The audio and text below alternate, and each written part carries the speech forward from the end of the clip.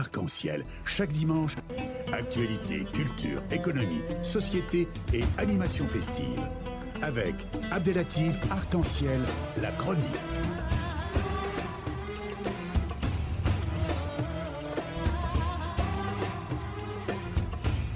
Arc-en-Ciel Info. Mesdames et messieurs, retour au direct. Et comme ça a été annoncé, nous sommes heureux d'être en ligne avec Monsieur Bassam Tahan. Bonjour. Bonjour, cher ami. Bonjour, Arc-en-Ciel de Radio Pluriel. Ben écoutez, c'est un grand plaisir de vous avoir parmi nous, ce dimanche. Et comme vous le savez, le sujet d'actualité de ce jour, c'est un sujet qui pose un réel problème et qui impose un certain nombre de questions.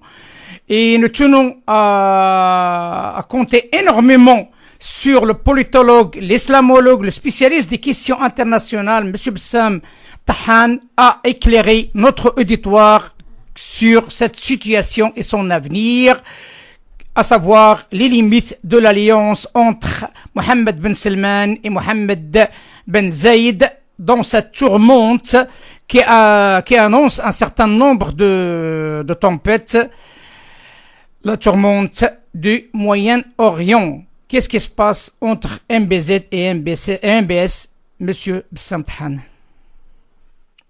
Alors, faisons d'abord un petit rappel historique des choses, très succinct, pour mieux situer le décor. Donc, les Houthis au Yémen, qui sont une minorité chiite, ce sont des haïtites, les chiites les plus proches des sunnites, de par leur jurisprudence et leur croyance, qui prennent le pouvoir en son âme. L'Arabie saoudite considère cette prise de pouvoir comme une intrusion dans les affaires de la péninsule arabique de la part de l'Iran et soutient ce qu'on appelle la légitimité incarnée par le président Hadi à un moment donné, après évidemment l'assassinat du président Saleh. Il y a une alliance pan-arabe et plus que pan-arabe qui se fait, surtout avec les Émirats, pour rétablir la légitimité présidentielle au Yémen et chasser les Houthis du pouvoir.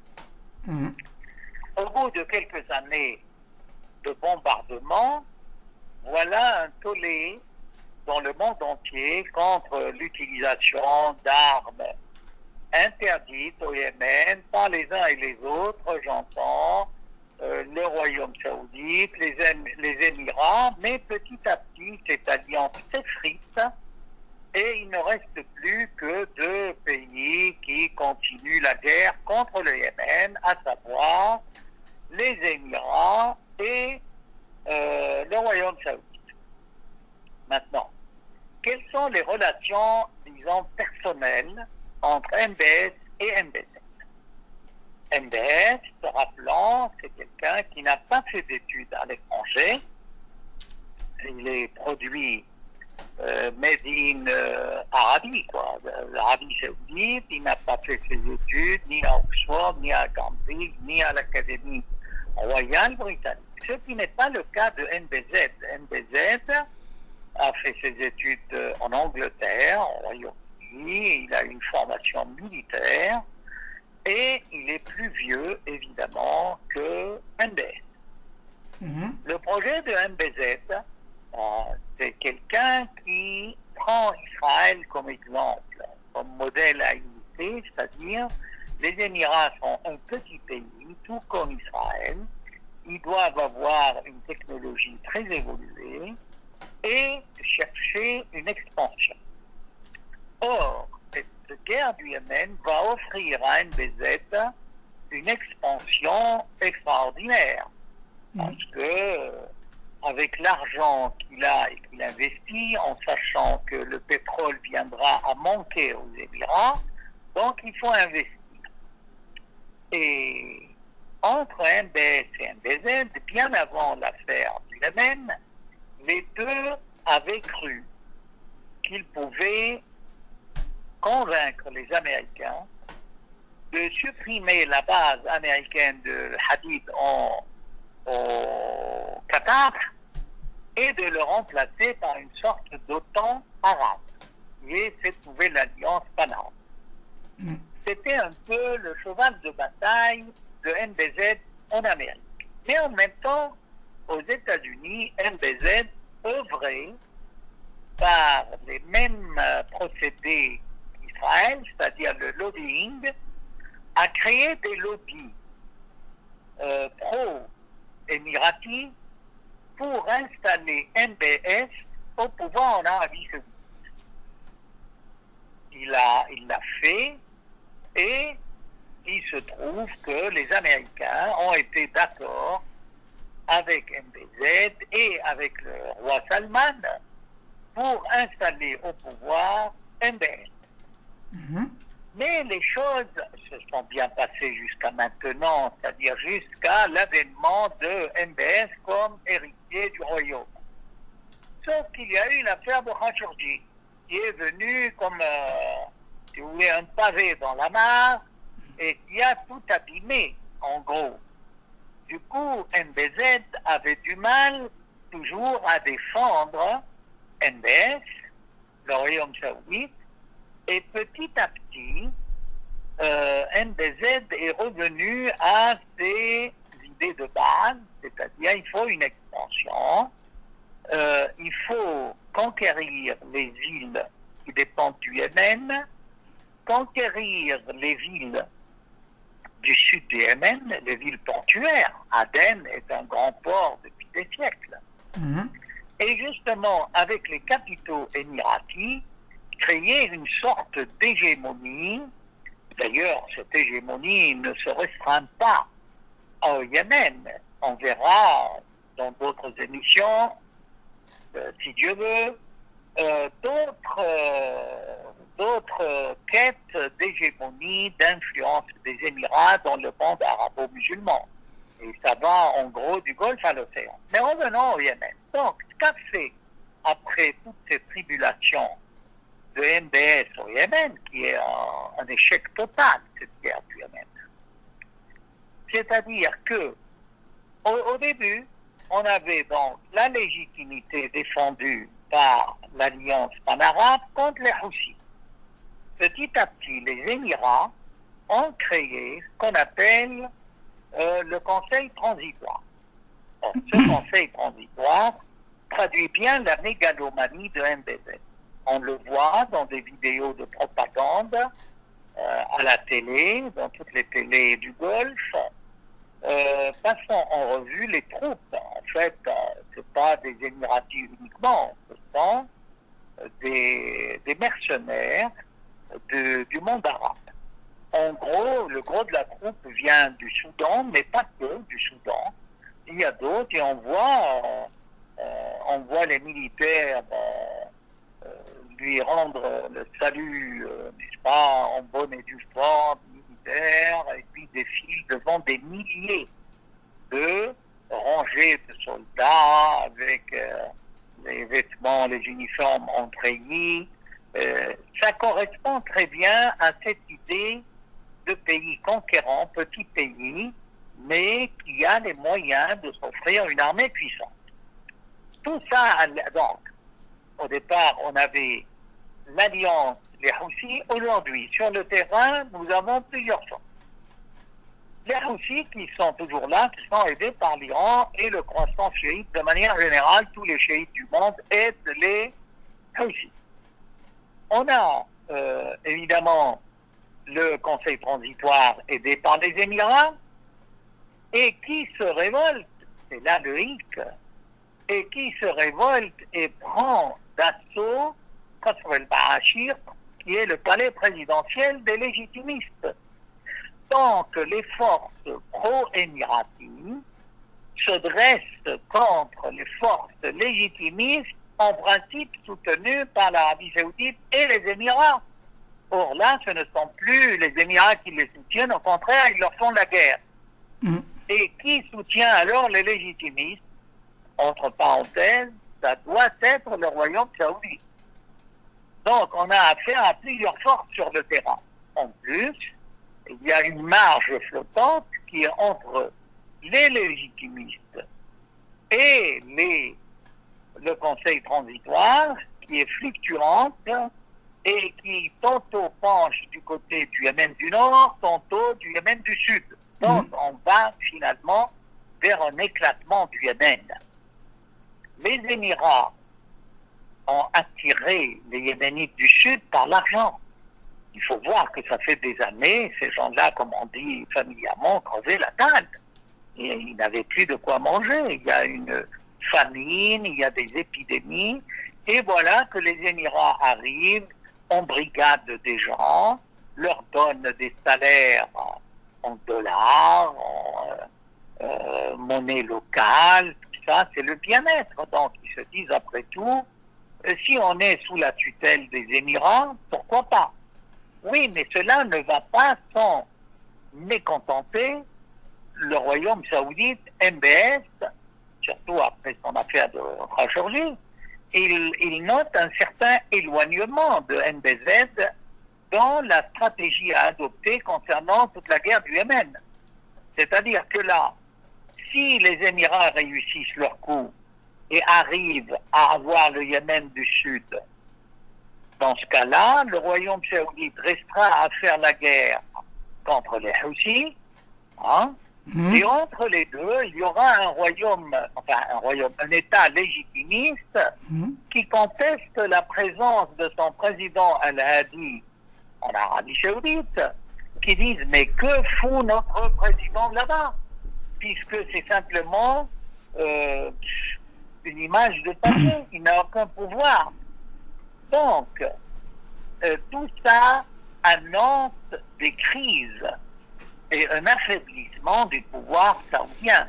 Mais en même temps, c'est un cadeau empoisonné pour les Émirats, parce qu'ils vont se retrouver, en fait, avec le Yémen du Sud. Peut-être que la deuxième force légitimiste va prendre le dessus et les chasser. D'ailleurs, le ministre du Transport légitimiste a appelé à mener une guerre sans merci contre l'occupation des Émiratis. Et là, les Émiratis, avec leur conseil transitoire, viennent de prendre une raclée à Chabois. C'est-à-dire que les légitimistes, sans l'aide du royaume saoudite, il y a un sentiment national qui fait vibrer les cœurs, s'orientent et infligent des défaites au conseil transitoire qui est mieux armé que les légitimistes. Donc, essayons un peu maintenant de projeter tout ça dans l'avenir. Alors, évidemment, l'avenir des Émirats, les Émirats cherchent à vivre très connus, cherchant à jouer dans la cour des grands. MBZ risque d'avoir d'autres exceptions, que ce soit en Afrique du Nord, que ce soit en Syrie, que ce soit...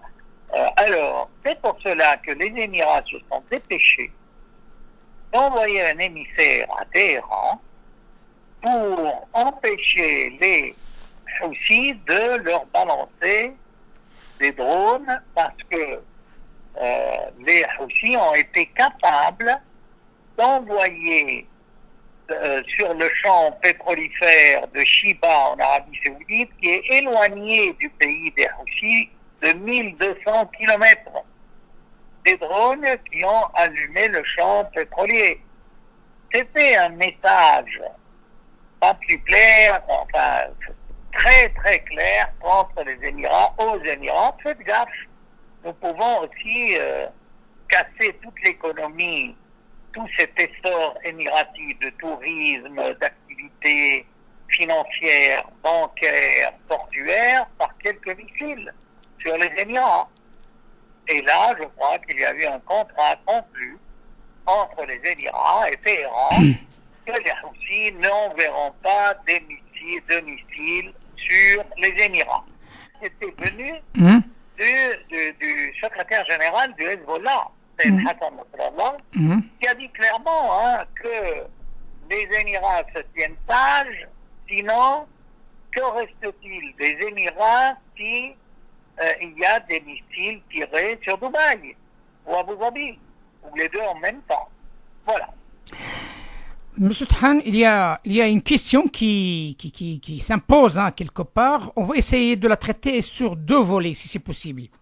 Le premier volet, c'est le père de Monsieur Zaïd Ben Sultan. C'était un ami, un grand ami du Yémen, qui a fait un barrage, qui a fait beaucoup de choses pour le peuple yéméni.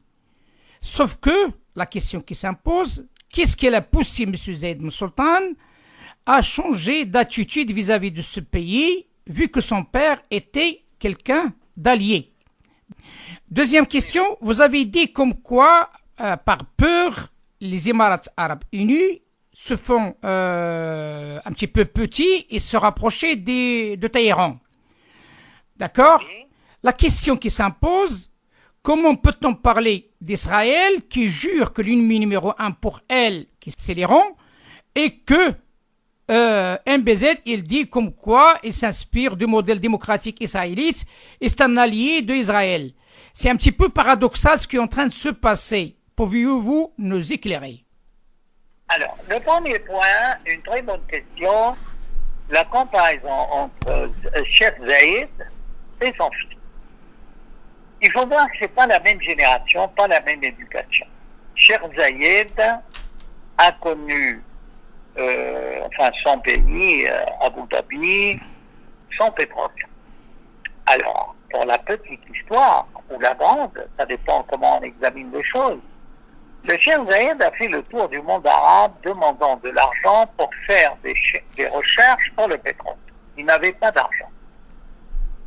Et c'est le roi du Maroc de l'époque qui lui a donné de l'argent sans savoir que Abu Dhabi serait une des capitales de la production du pétrole du Golfe.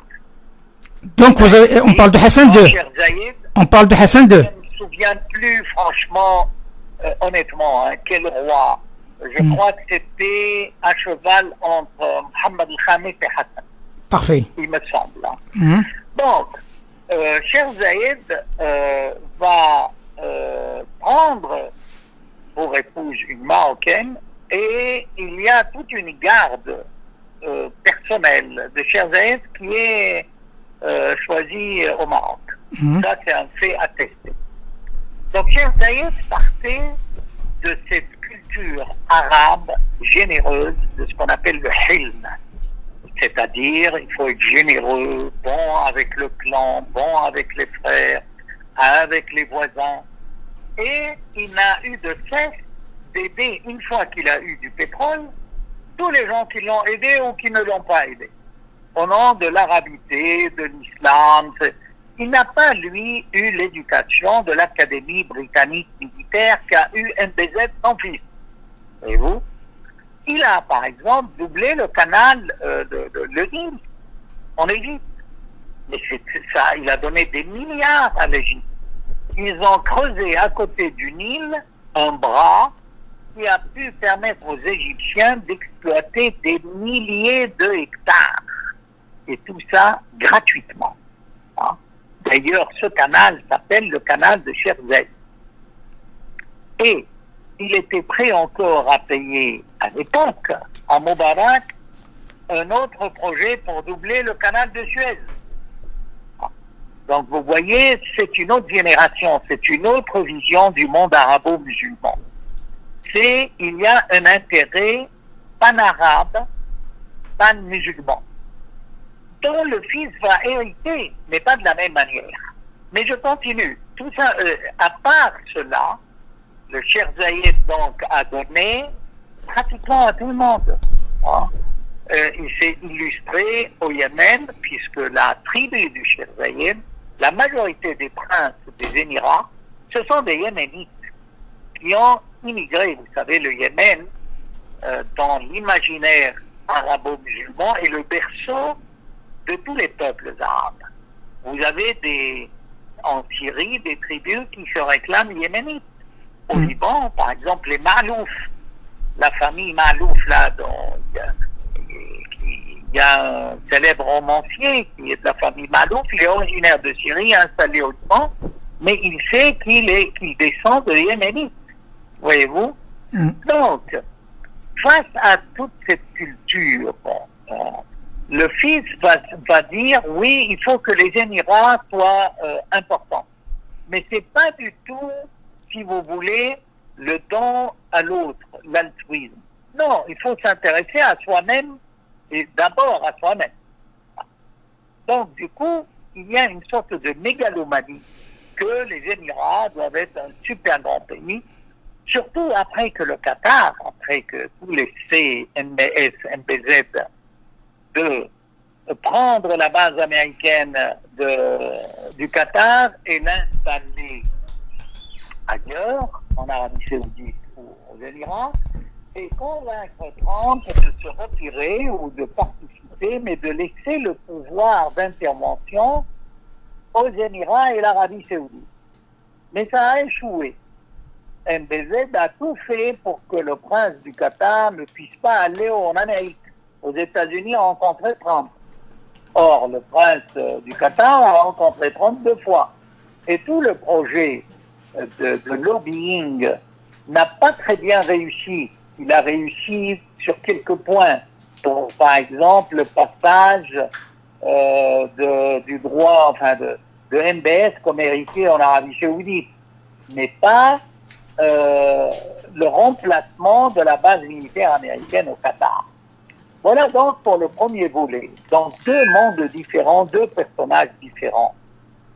Cheikh Zayed était convaincu, avait un bon cœur, ouvert à tous les Arabes, tous les musulmans du monde. Très généreux. Et puis il a cru en cette aventure pétrolière, si je puis dire.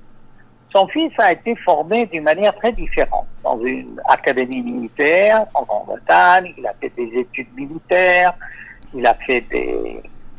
Permettez-moi aussi de revenir sur Cheikh Zayed.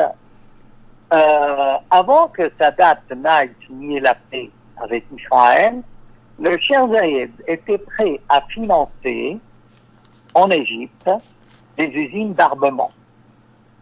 Ça, c'est prouvé. Et la France, je peux vous dire, moi j'enseignais dans des institutions militaires françaises et j'ai appris ça de hauts fonctionnaires de l'époque. Que tout est tombé à l'eau puisque Sadat a été faire la paix. Donc vous voyez, ça aussi, c'est un aspect méconnu de la personnalité de Cheikh Zayed. Maintenant, MBZ, son fils, donc, il a compris que le pétrole allait disparaître, que ce n'était pas un grand réservoir qu'il avait comme en Arabie. Il a investi dans les sociétés bancaires. Et aujourd'hui, Dubaï a pris la place de Beyrouth comme place internationale, plaque tournante des finances au Moyen-Orient. Ce qui a aidé et favorisé Dubaï, c'est la guerre civile libanaise. Et, justement, l'émigration de cadres du monde entier vers Dubaï et Abu Dhabi. Puis il y a eu le tourisme, vous voyez, toujours ce sont des activités qui remplacent l'économie de rente. C'est-à-dire, ce pétrole, un jour, il ne va plus y en avoir. Donc, il faut faire autre chose. Vous avez vu, par exemple, la compagnie aérienne des Émirats qui couvre le monde entier, qui coûte des milliards. Mais voyons que toutes ces affaires commerciales marchaient. MBZ avait toujours dans l'esprit cette idée militaire de conquérant. Que finalement, ce Yémen est un pays pauvre, car on n'a pas... Il faut toujours insister là-dessus. Quand il y a eu le problème avec l'Irak, le royaume saoudite a chassé tous les Yéménites qui travaillaient en Arabie Saoudite. Les Koweïtis également. Le peuple yéménite est un peuple vif, gardien des mœurs arabes, de générosité, de travail, tout ce que vous voulez, mais c'est un pays pauvre qui a été corrompu par des présidents successifs qui ne faisaient pas le poids. Moi, j'ai vécu au Yémen, je vous parle en connaissance de cause. Donc, ça attire les convoitises des voisins. Hein.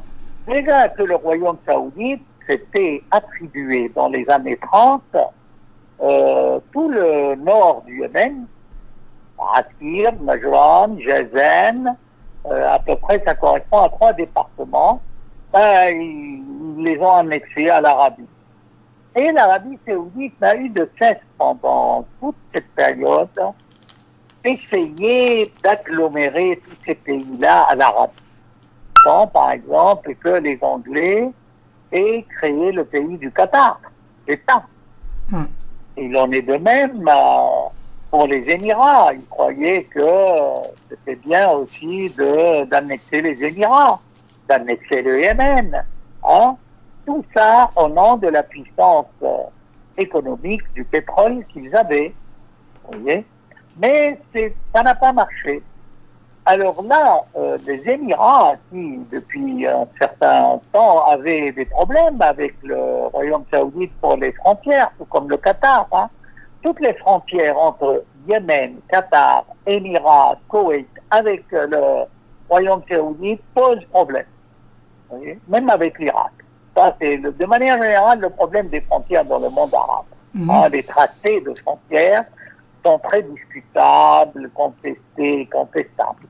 Bref, revenons à MBZ. Donc, MBZ s'est dit, après tout, moi, si j'arrive à coloniser le Yémen, et je vous dirais, peut-être que les Yéménites du Sud, ceux qui ont marché avec lui, le Conseil transitoire, à faire, nous, avec les Houthis, et toute cette guerre chiite sunnite avec le royaume saoudite, pourquoi légitimiste, ça n'existe plus, puisque notre président est pratiquement otage des autorités saoudiennes. Hein? Autant se réfugier dans le giron des Émirats, on est bien payé, puis après tout, on a un Yémen du Sud qui peut être fédéré aux Émirats, notre monnaie sera plus forte. C'est un projet. Les îles qui étaient des aires stratégiques yéménites vont être construites, urbanisées par les capitaux émiratis. Hein? Oui, mais là encore, peut-être que le royaume saoudite, finalement, avec MBS, va accepter ça. Mais c'est le perdant quand même. Parce que ce qui reste du Yémen légitimiste, ou qui ne va pas rejoindre les Émirats, ça va être un pays pauvre, hein, qui est entre les Houthis et le conseil transitoire émiratif. Voyez-vous? Maintenant, si jamais le Yémen éclate en 3 Yémen, un Yémen des Houthis, c'est chiite, c'est pro-iranien. Entre le Sud et les Houthis, il y aurait un Yémen légitimiste qui ne veut pas des Émirats, hein, qui peut être fidèle à l'Arabie saoudite, bien qu'il y ait des problèmes, parce que ces gens-là, parmi eux, il y a des frères musulmans, et les frères musulmans ne s'entendent pas avec les wahhabistes. C'est en cela que MBS est le perdant dans cette guerre. Mais la plus grande perte, c'est pas cela. C'est que si on arrive à ce scénario, il y aura un État chiite pro-iranien à la frontière de l'Arabie saoudite.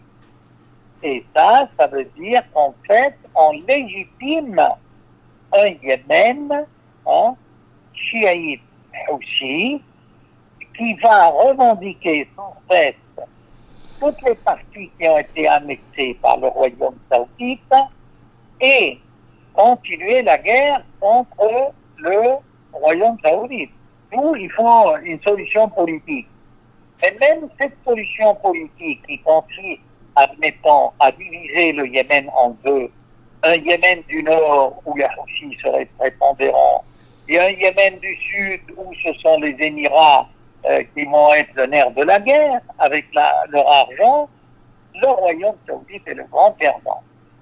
Le grand perdant, puis, c'est pas fini, qui nous dit que cette trêve entre les Émirats et Téhéran va durer. Pour le moment, les Houthis n'envoient pas de missiles sur Dubaï, mais si jamais les Américains continuent leur pression sur l'Iran, hein, Eh ben, vous savez, les Houthis peuvent être le bras de l'Iran et bombarder les Émirats. Je crois que l'erreur la plus grave, ce fut de s'engager dans cette guerre du Yémen. Mais, C'est un fiasco total Monsieur pour Than, les Arabes, les musulmans du coin. Et voilà, et ça montre aussi un peu, ça entache l'image des Émirats, que c'est un pays qui, comme, veut connaître une expansion, veut changer le monde arabe. Par exemple, ils soutiennent l'Égypte, ils soutiennent le général Haftar en Libye, ils interviennent subrepticement au Maroc. On se demande pourquoi, alors que le Maroc a été noble dans l'histoire avec le Cheikh Zayed et la noblesse qu'il partageait.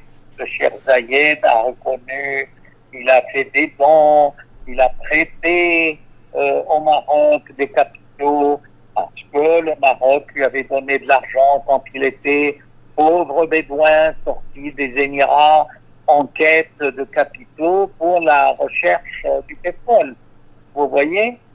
Mais... On ne peut pas jouer à Madame Soleil, mais je crois que ces grands succès des Émirats peuvent ne pas durer. Il en est de même de toute l'histoire personnelle d'héritage de MDN qui souffre. Monsieur Than, Monsieur Than, Car la géostratégie du coin est très très complexe. Monsieur Ça Than, nous cache des surprises. bien sûr. Monsieur Than, est-ce que vous m'entendez? Oui. Oui, oui, oui. Voilà, c'est parce ça. que là, jusqu'à maintenant, vous m'avez répondu sur un seul volet. Donc, je reviens au Le deuxième volet, je Eh vous oui. ai dit pourquoi. Ah oui, alors. Je vous ai dit l'image, le modèle israélien, parce que ça, c'est les contradictions de la politique.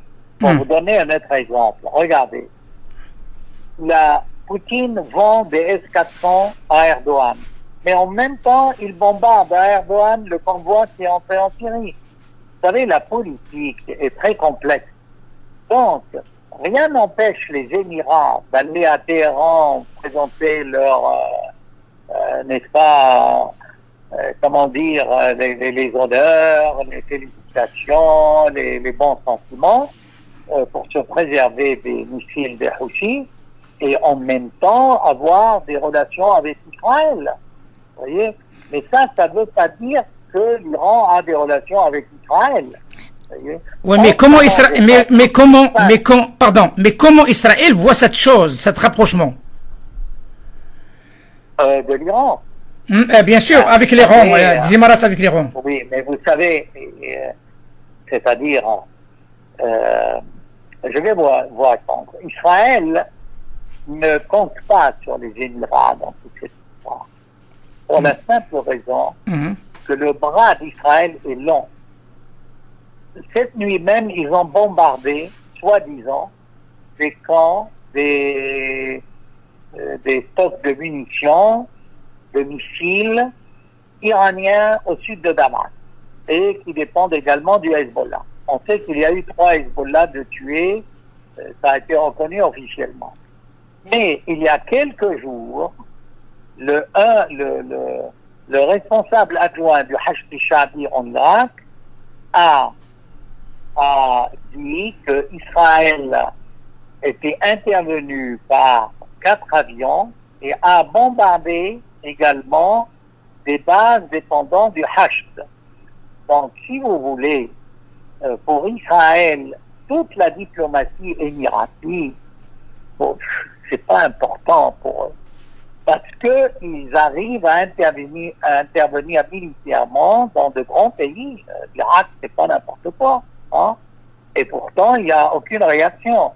Même le gouvernement irakien, il est très divisé. Ils ne veulent pas. Alors, ils ont déclaré, ils ont une attitude contradictoire, déclaré que il ne faut pas que l'Irak soit un terrain de guerre par procuration, c'est-à-dire entre Israël et l'Iran, vous voyez, mais en même temps, ils ne peuvent pas accuser directement Israël d'avoir bombardé le Hajj. Puis, le Hajj, on a beau dire, c'est quand même quelque chose qui est intégré à l'armée irakienne. Vous voyez comme c'est compliqué. Donc, le rapprochement émirati des Iraniens pour les Israéliens n'est pas si important que ça. Vous voyez? Parce que si Israël, comme je vous ai dit, veut bombarder, ben, il a les coups des franches. Il entre par le Liban. Aujourd'hui, il y a eu des manœuvres de l'aviation israélienne au-dessus de Faïda, au sud Liban. Il y a un drone qui a été abattu au-dessus de la banlieue sud, c'est-à-dire la banlieue chiite de Beyrouth. Vous voyez? Donc, Israël garde de bonnes relations avec les Émirats et comprend tout à fait le pas des Émirats vis-à-vis de Téhéran. Hein, parce qu'Israël ne peut pas, pour le moment, assurer aux Émirats une protection de leur économie, de leur installation. Vous voyez? Parce que, admettez qu'Israël intervienne pour anéantir les Houthis. Mais il ne peut pas anéantir les Houthis. Hein. Les Houthis sont aujourd'hui une force redoutable qui peut bombarder les Émirats, qui peut, vous voyez, et l'Iran aussi est une force très très importante dans la mesure où elle a des antennes au Liban, le Hezbollah, en Syrie, avec l'aide fournie au gouvernement syrien, puisqu'elle fait partie des sommets tripartites Turquie, Iran, Russie. Hein. En Irak, puisque la majorité aujourd'hui des Irakiens sont chiites, au pouvoir des sunnites sont marginalisés suite à la défaite du clan saddamien. Vous voyez, tout le golfe arabo-persique, il y a des chiites aux Émirats. Le grand bazar commercial de l'Iran ne se trouve pas à Téhéran, il se trouve aux Émirats, à Dubaï. Beaucoup de princes, même de ces petites principautés du golfe arabo-persique, ont des liens parentaux et familiaux avec l'Iran. C'est-à-dire ces deux pays voisins, il y a des chiites dans toute cette petite parfait. Il y a des chiites au Koweït, pas colossal quand il a envahi le Koweït. Puisque déjà au Koweït, ça allait mal, si vous voulez, il y avait une tension entre les partis chiites et sunnites pour la représentation au Parlement. Monsieur Than, il n'avait pas à intervenir, il aurait dû laisser faire les choses naturellement. Vous voyez? S'il vous plaît, il me reste deux questions parce que le temps presse et deux questions qui sont liées quand même. Hein. Donc toujours en relation avec, bien entendu, avec Monsieur MBZ, hein, quelque part.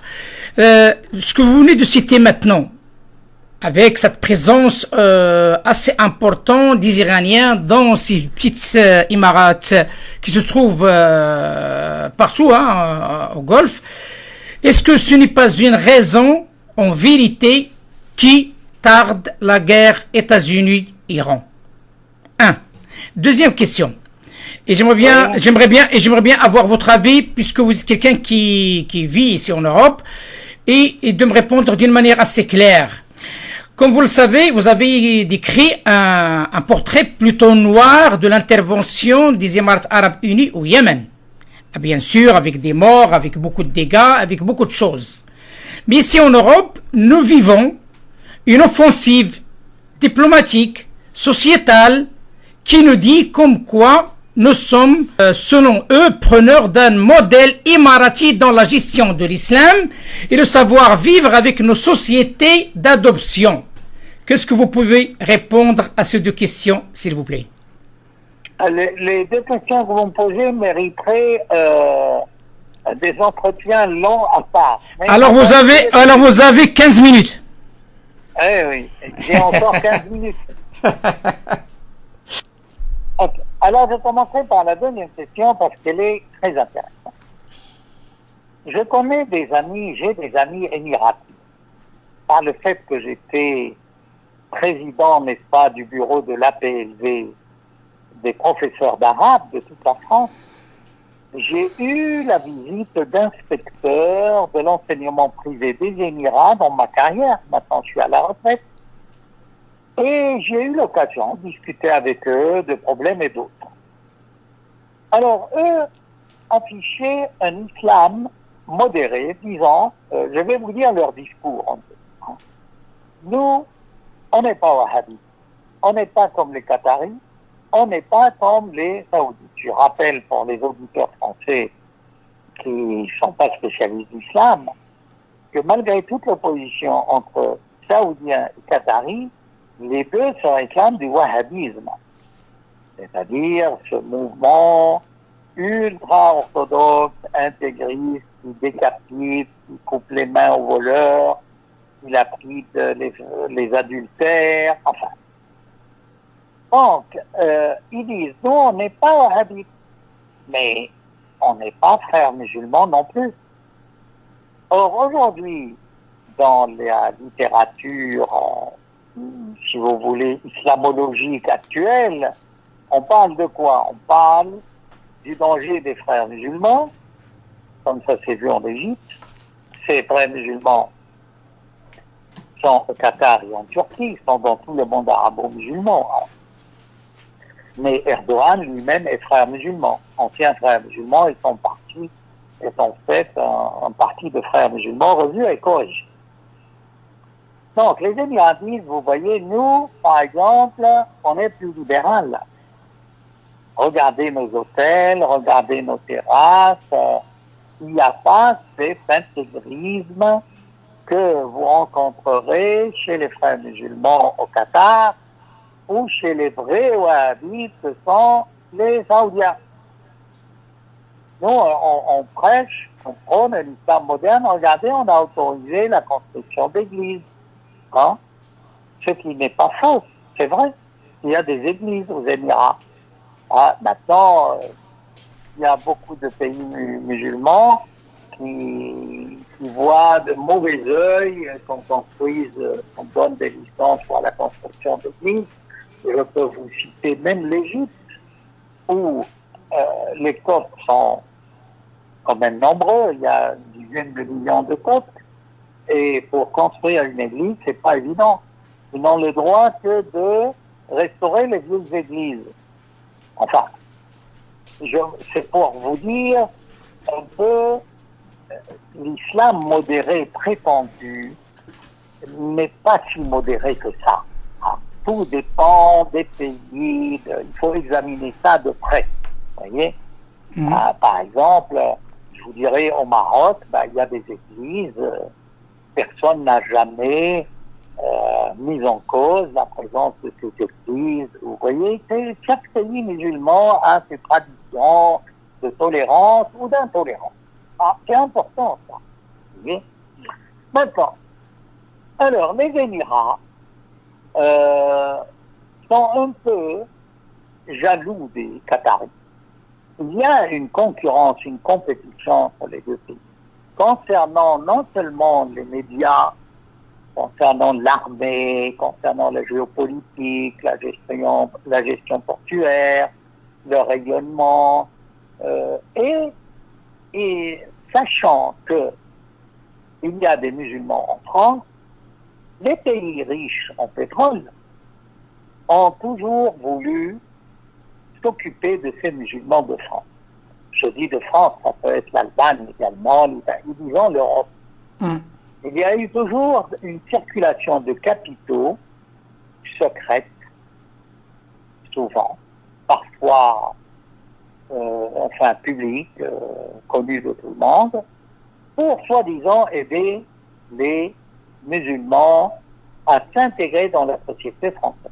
Je rappelle que, bien que pas riches, certains pays d'Afrique du Nord ont essayé aussi de gérer le problème de leurs immigrés, avant que ces immigrés ne s'installent définitivement en France. Parce que vous savez, prenons le cas des musulmans français, des ouvriers, tout ça, après les acteurs des biens. Tous ces gens-là ont pensé qu'ils allaient rentrer chez eux. Une fois fini, or, il y a eu le contraire. Il y a eu le regroupement familial, ce qui a augmenté le nombre de ces immigrés par ce regroupement familial, et on se trouve avec des gens qui sont à cheval sur deux cultures, mais qui ne veulent pas forcément rentrer dans leur pays d'origine. Hein? Il y a combien d'Algériens qui ne veulent plus rester Algériens, qui veulent rester en France. Et évidemment, ces musulmans de l'étranger sont travaillés par différents courants intellectuels. Ils peuvent être travaillés par d'autres tendances musulmanes. Par exemple, moi je peux vous parler, j'ai vécu à Bruxelles, je peux vous dire qu'il y a une renaissance chiite chez beaucoup de travailleurs immigrés d'Afrique du Nord. Il y a même des conversions. Bon. Alors évidemment, certains voient ça de mauvais œil. D'autres, plus tolérants, disent l'islam est un, qu'il soit chiite, kibabite, mujahide, tout ce que vous voulez. Hein. La shahada est la même, point barre, comme on dit. Or, donc, le Qatar a essayé d'investir les banlieues françaises, les musulmanes. Et alors, vous voyez, c'est là où, d'ailleurs, avant le Qatar, n'oubliez pas qu'il y avait une action des wahhabites saoudiens qui ont essayé d'investir aussi les rares mosquées, mais qui avaient un rayonnement. Par exemple, la mosquée de Stalingrad à Paris.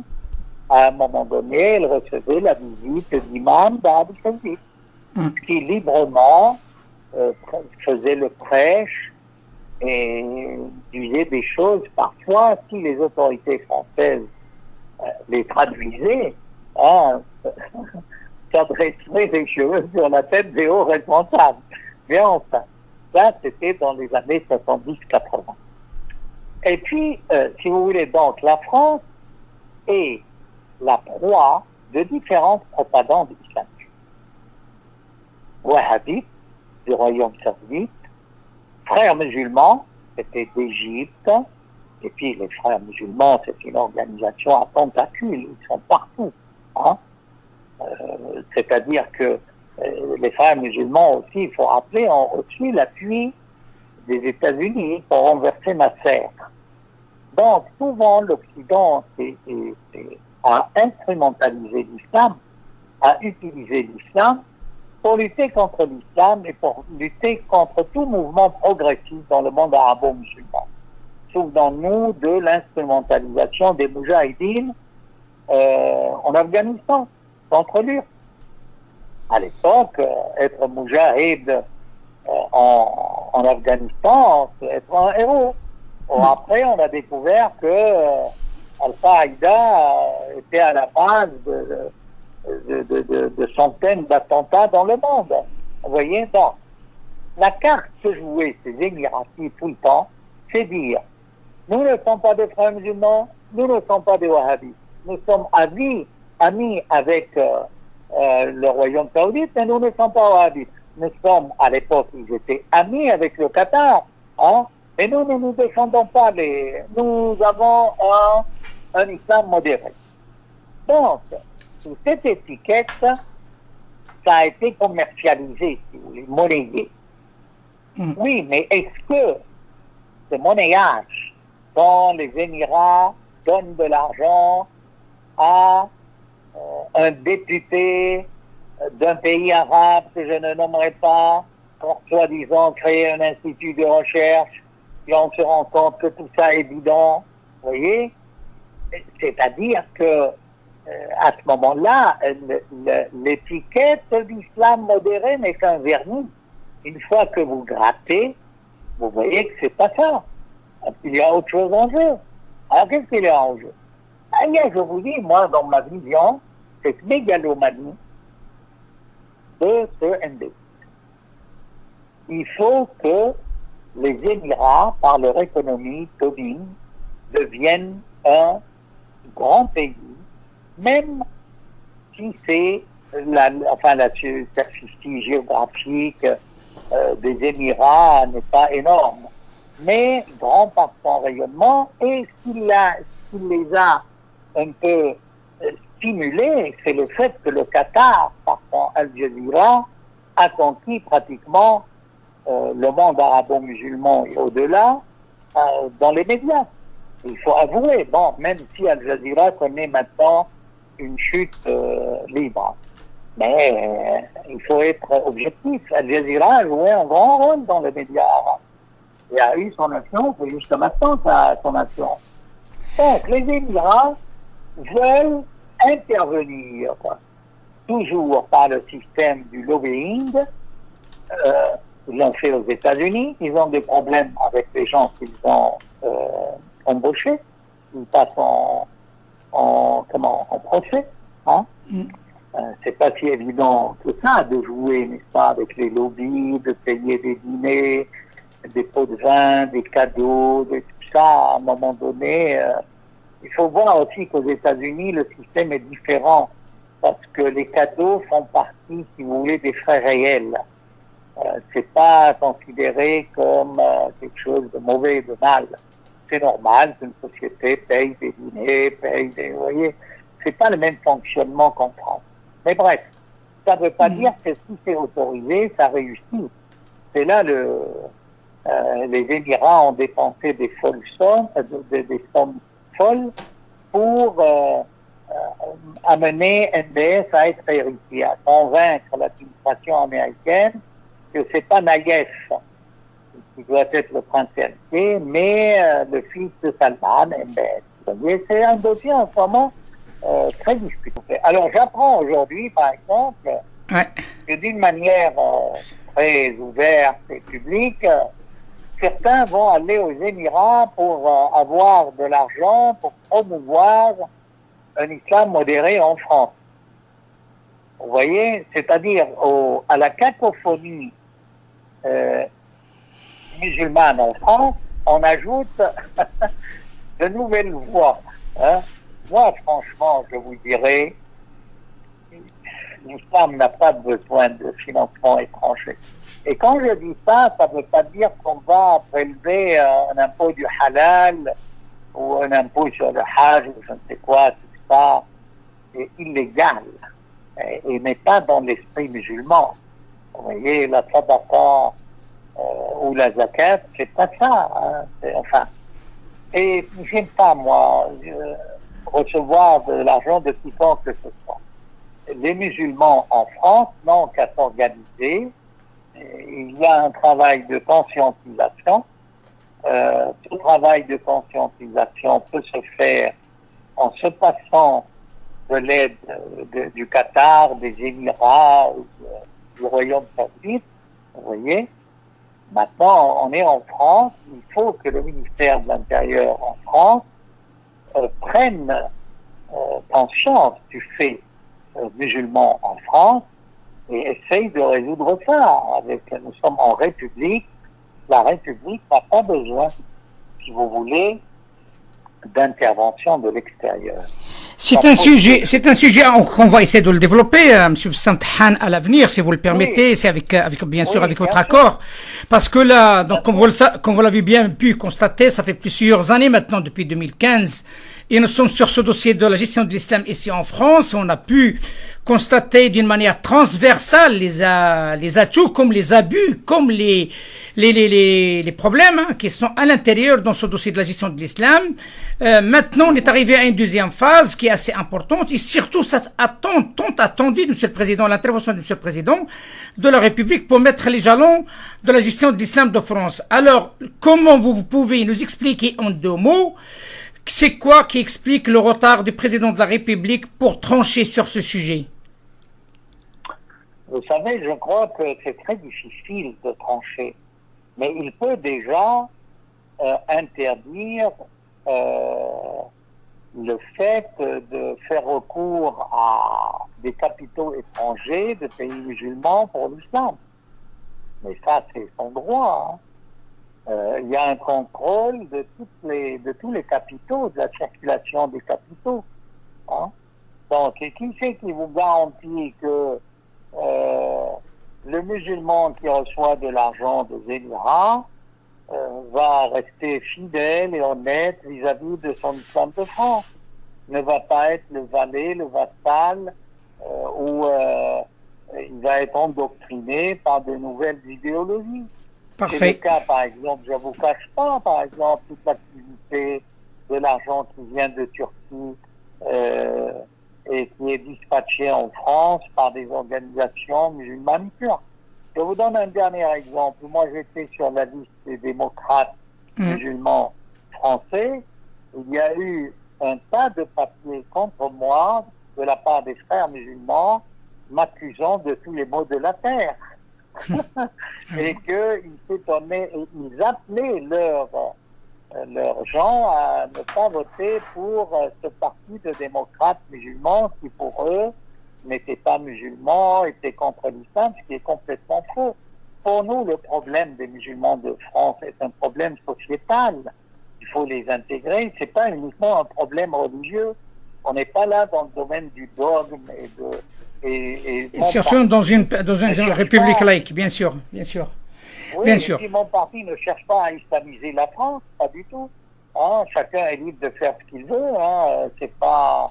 Vous voyez, ça montre à quel point, dès qu'il y a des gens honnêtes, intègres et non pas intégristes, qui veulent soulever ce dossier sociétal de l'islam, on a tout de suite une levée de bouclier de la part des islamistes. Parfait. Parce que ça les marginalise. Parfait. Ça les marginalise. À suivre, Monsieur Tahan. À suivre. Merci infiniment de cette éclairage. À bientôt. Ma salama. Merci beaucoup. À bientôt. Arc-en-ciel.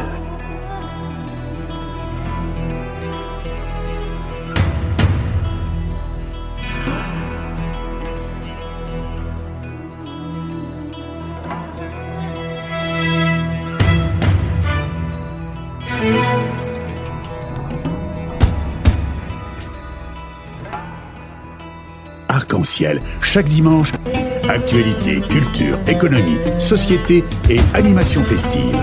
Avec Abdelatif Arc-en-ciel, la chronique.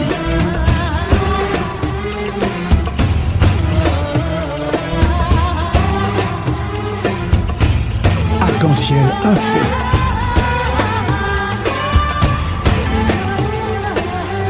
Arc-en-ciel, animation festive.